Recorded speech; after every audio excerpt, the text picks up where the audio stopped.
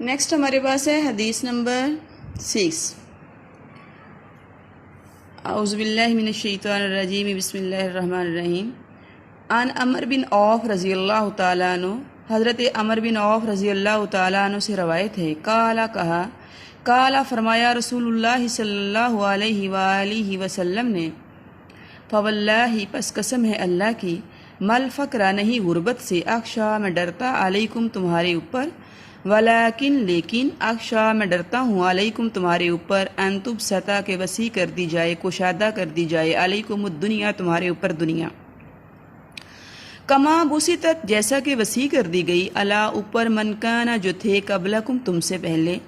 فتنافسوہا پھر تم اسے بہت پسند کرنے لگو، چاہنے لگو، کما جیسا کہ تنافسوہا انہوں نے تم سے پہلے لوگوں نے اسے بہت چاہا، وَتُلْهِيَكُمْ اور تمہیں ہلاکت میں ڈال دے، کما جیسا کہ الہتہم تم سے پہلے لوگوں کو اس دنیا نے ہلاکت میں ڈال دیا۔ متفق علیہ حدیث بخاری اور مسلم کے اندر یہ موجود ہے، اس لیے یہ کیا کہلائی؟ حدیث متفق علیہ۔ اس حدیث مبارکہ میں نبی صلی اللہ علیہ وسلم نے ہمیں بہت بڑی تاریخی اور نفسیاتی حقیقت سے آگاہ فرمایا ہے۔ پہلی قوموں کو اللہ تعالیٰ نے بہت سی دنیاوی اور مادی نعمتوں سے نوازا۔ وہ لوگ دنیا میں اس قدر مصروف ہو گئے، اتنے مشغول ہو گئے، دنیا کی عیش و عشرت میں اس قدر اندھے ہو گئے کہ انہوں نے اپنے رب کو بھلا دیا۔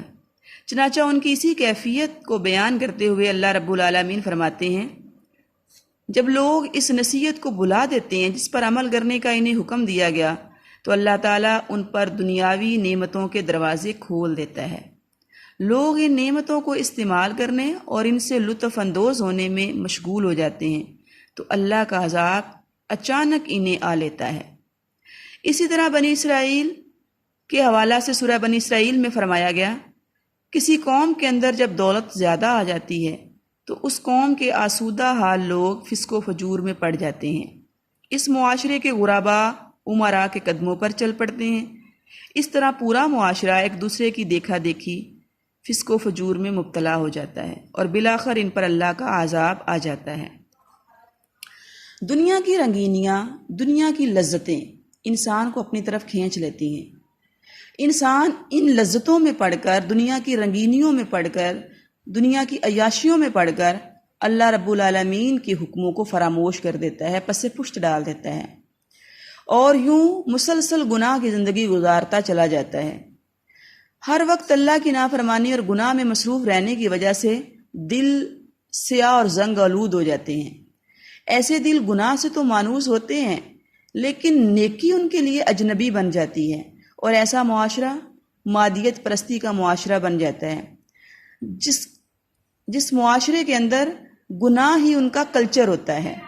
اور وہاں پر نیکی کو بہت عجیب اور غریب سمجھا جاتا ہے۔ ان کے دل اتنے سخت ہو جاتے ہیں کہ کوئی نصیحت، کوئی ڈر اور کوئی اللہ کا حکم ان پر اثر انداز نہیں ہوتا۔ وہ اللہ کے احکامات کو جان کر، سن کر خود کو بدلنے کی کوشش نہیں کرتے، بلکہ اللہ کے حکموں کو ہی بدلنے کی الٹا نعوذ باللہ کوشش شروع کر دیتے ہیں۔ مذکورہ حدیث مبارکہ میں نبی علیہ الصلوۃ والسلام نے اپنی امت کے حوالہ بھی اسی کیفیت سے ہمیں وارن فرمایا ہے کہ کہیں تم بھی سابقہ قوموں کی طرح، یہود و نصارہ کی طرح اسی طرح دنیا داری میں نہ پڑ جانا۔ جیسے یہودیوں کے بارے میں بھی قرآن مجید میں سورہ بقرہ میں یہ ذکر کیا گیا کہ جب ان کے اوپر دنیا کشادہ کر دی گئی، دنیا کی خوشحالی دے دی گئی، تو چاہیے تو یہ تھا کہ وہ اللہ کی بارگاہ میں لوٹتے، گڑ گڑاتے اور اللہ کی اطاعت اور فرما برداری اختیار کرتے۔ الٹا انہوں نے نافرمانی اختیار کی اور یوں ان کے دل پتھر جیسے ہو گئے، بلکہ فرمایا پتھروں سے بھی زیادہ سخت ہو گئے۔ بعض پتھر تو ایسے ہیں جن میں سے چشمے پھوٹ نکلتے ہیں، پانی نکل پڑتا ہے، وہ اللہ کے ڈر سے لرز جاتے ہیں، اللہ کے ڈر سے گر پڑتے ہیں۔ لیکن دنیا کے اندر مست ہو کر، دنیا کی رنگینیوں میں ہو کر، دنیا کی لذتوں کے اندر اپنے آپ کو انوالو کر کے انسان کے دل پتھروں سے بھی زیادہ سخت ہو جاتے ہیں، جن پر کوئی بھی نصیحت اثر انداز نہیں ہوتی اور وہ کسی بھی اللہ کے حکم کو تسلیم اور قبول نہیں کرتے۔ قرآن مجید نے انہی دنیا دار اور مادہ پرست لوگوں کے حق کو قبول نہ کرنے کا یہ بہانہ بیان کیا ہے کہ جب ان لوگوں کے سامنے اللہ کے دین کی دعوت پیش کی جاتی ہے تو یہ کہتے ہیں ہمارے کانوں میں تو پردے پڑے ہیں، ہمارے کان تمہاری بات سنتے ہی نہیں، اور تمہارے اور ہمارے درمیان پردے حائل ہیں۔ ان کی اس کیفیت کو قرآن مجید میں یوں بیان کیا گیا کہ یہ اندھے ہیں، بہرے ہیں، گونگے ہیں، یعنی آنکھیں ہیں لیکن اللہ کے احکامات کو نہیں دیکھتے، کان ہیں لیکن اللہ کے فرامین کو نہیں سنتے، ان کے دماغ ہیں لیکن اللہ اور اس کے رسول کی باتوں کو انڈرسٹینڈ نہیں کرتے، ان کے دلوں پر پردے پڑے ہوئے ہیں، قفل لگے ہوئے ہیں۔ یہ کیفیت انسان کی کب ہوتی ہے؟ جب وہ دنیا میں مست ہو جاتا ہے، جب دنیا کے مال و دولت کو حاصل کرنے میں وہ حلال اور حرام کو بھلا دیتا ہے، اللہ کی حدود کو کراس کر لیتا ہے، اللہ اور اس کے رسول کے احکامات کو پس پشت ڈال کر وہ اپنے نفس کی پیروی اختیار کر لیتا ہے، وہ اپنے نفس کو ہی اپنا معبود، اپنے نفس کو ہی اپنا الہ تسلیم کر لیتا ہے۔ اور ایسے شخص کی کیفیت قرآن مجید میں یہ بیان کی گئی ہے کہ یا محبوب، کیا آپ نے اس شخص کو نہیں دیکھا جس نے اپنے نفس کو اپنا الہ بنا لیا ہے، اپنے نفس کو اپنا معبود بنا لیا، یعنی وہ دنیا میں وہی کچھ کرتا ہے جو اس کا نفس اس کے سامنے رکھتا ہے، اپنی خواہشات کی پیروی میں وہ سرکشی کو اختیار کرتا ہے، بغاوت پر اتر آتا ہے، اللہ اور اس کے رسول کے ساتھ اعلان جنگ کرتا ہے۔ دولت کی اس فراوانی کے حوالہ سے نبی کریم صلی اللہ علیہ وسلم نے یہ خدشہ بیان فرمایا کہ مجھے یہ ڈر نہیں ہے اپنی امت سے، غریبی، مسکینی اور محتاجی تمہیں بدحال کر دے گی، تمہیں اس کی وجہ سے دنیا میں پریشانی ہوگی یا اس کی وجہ سے تمہارا حال خراب ہو جائے گا، بلکہ فرمایا زیادہ دولت کا ملنا، زیادہ دولت کی فراوانی کا ہونا یہ تمہاری خرابی کا باعث بنے گا۔ مجھے اس بات کا ڈر اور خدشہ ہے، کیونکہ دولت کی فراوانی انسان کو مختلف قسم کے جرائم میں مبتلا کر دیتی ہے۔ دولت کی محبت انسان کے اندر بخل اور کنجوسی کو پیدا کرتی ہے، اور اللہ رب العالمین ہرگز بھی ایسے لوگوں کو پسند نہیں کرتے جو کنجوسی اور بخیلی کے ساتھ دنیا میں زندگی گزارتے ہیں۔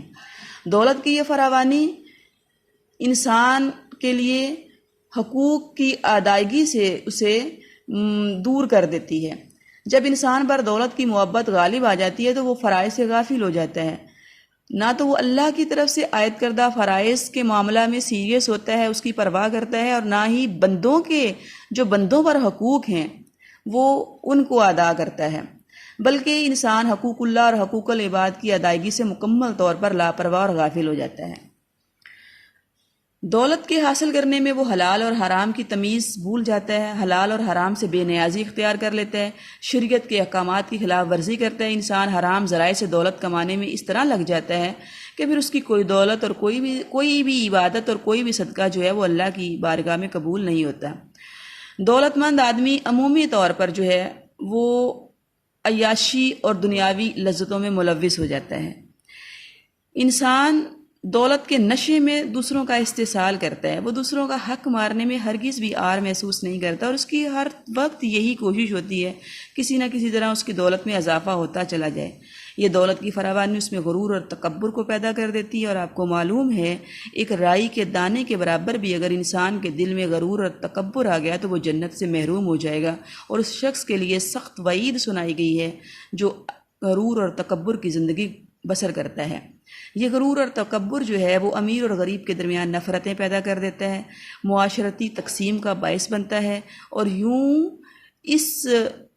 وجہ سے دنیا کا امن و سکون بھی ختم ہو جاتا ہے۔ اسی غرور اور تکبر کی وجہ سے انسان حق بات کو ٹھکرا دیتا ہے،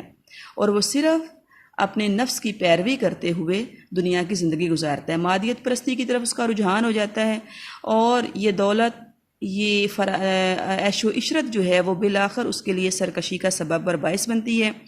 حد سے زیادہ بڑی ہوئی سرکشی اور بغاوت جو ہے آخر کار اس کے لیے تباہی و بربادی کا باعث بنتی ہے، دنیا کے اندر بھی ذلت و رسوائی سے ہمکنار ہوتا ہے۔